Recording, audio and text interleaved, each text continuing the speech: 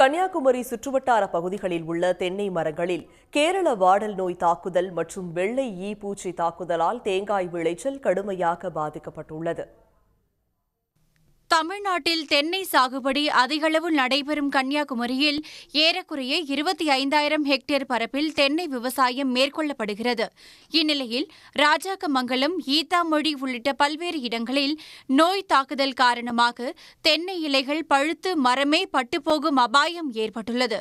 வெள்ளை நோய், வண்டு நோய், அதேனாலும் புழு மரத்துக்கு மண்புழு நோய், இப்படி பல காரணங்களால விவசாயம் அடிபட்டு கொண்டே இருக்கிறோம்.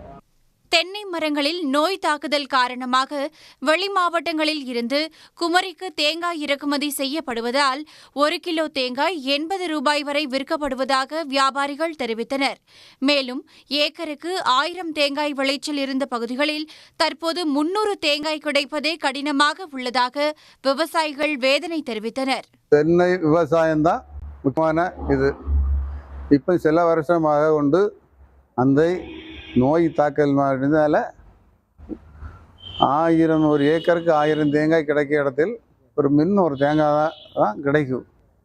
கன்னியாகுமரி சுற்றுவட்டார பகுதிகளில் தென்னை மரங்களில் ஏற்படும் நோய் தாக்குதல் குறித்து வேளாண் துறையினர் ஆய்வு செய்து நடவடிக்கை எடுக்க வேண்டும் என விவசாயிகள் கோரிக்கை வைத்துள்ளனர்.